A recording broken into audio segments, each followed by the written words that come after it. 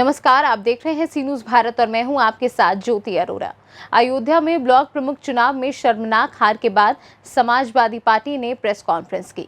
Press conference के दौरान सपा के वरिष्ठ नेता व पूर्व कैबिनेट मंत्री अवधेश प्रसाद ने कहा कि गुंडई, जबरदस्ती व प्रशासन की मदद से भाजपा ने जीत हासिल की है। आने वाले 2022 में जनता जवाब देगी। अब की बार सपा की ही सरकार बनेगी। उन्होंने कहा, जिस तरह से संत कबीर नगर में बीडीसी के पिता का निधन हुआ था, अंतिम संस्कार के समय ही बीडीसी का अपहरण हुआ। उन्नाव में सीडीओ ने पत्रकार को जमकर सड़क पर ही पीट डाला।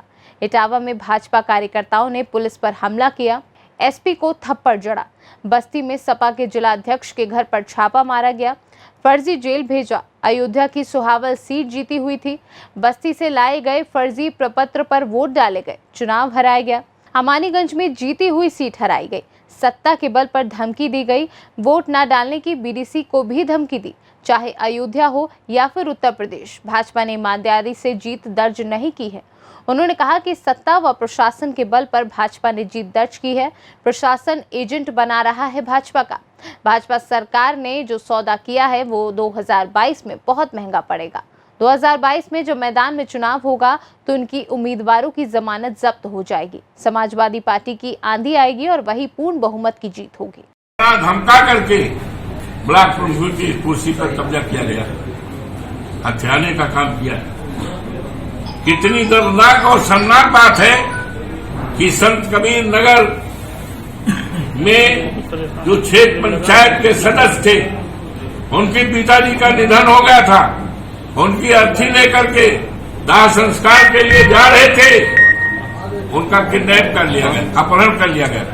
क्या इसकी कल्पना कभी की गई थी कि आजाद देश में इस तरह से घटनाएं होगी, इस तरह से नंगा नाच होगा कि कोई अपने बेटा अपने बाप की अर्थी और श्मशान घाट तक न ले जा सके, दाह संस्कार न कर सके। लेकिन ये संभव केवल योगी बाबा के राज में ही संभव है।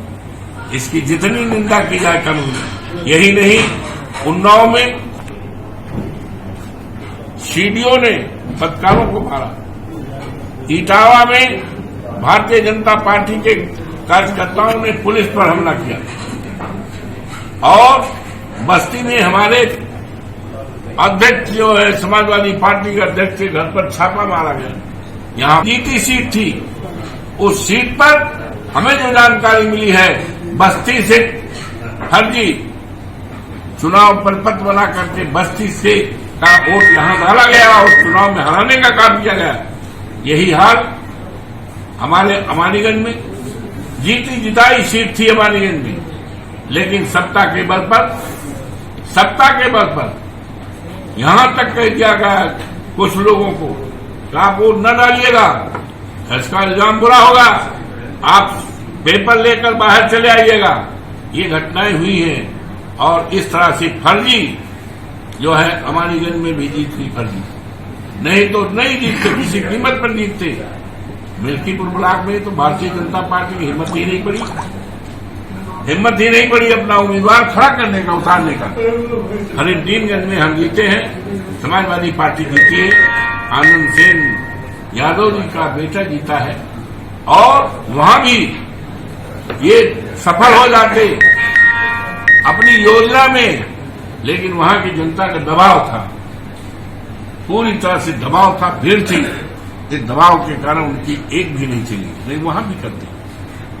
हमें बीकापुर की खबर मिली है, जितनी सीटें जो है जीता है, चाहे फैजाबाद की हो चाहे उत्तर प्रदेश की है, ये ईमानदारी से जीत नहीं हुई है, ये सत्ता बल के आधार पर जीत हुई है। और ये सौदा जो किया है भारतीय जनता पार्टी की सरकार ने, ये सौदा 22 में इनके लिए बहुत महंगा पड़ेगा। 22 में जो जनता का चुनाव होगा, मैदान में चुनाव होगा, तो उस समय इनको पता चल जाएगा। ये चुनाव इनके लिए महंगा पड़ेगा। कई क्षेत्रों में प्रदेश के विधानसभाओं में इनके उम्मीदवार की जमानतें तक नहीं बचेगी। समाजवादी पार्टी की आंधी आएगी। समाजवादी पार्टी ने इसके लिए हमारे नेता आदरणीय अखिलेश यादव ने निर्देश दिया है कि प्रदेश के सभी जिला के तहसील मुख्यालयों पर समाजवादी पार्टी के कार्यकर्ता, समर्थक, किसान, नौजवान, व्यापारी जो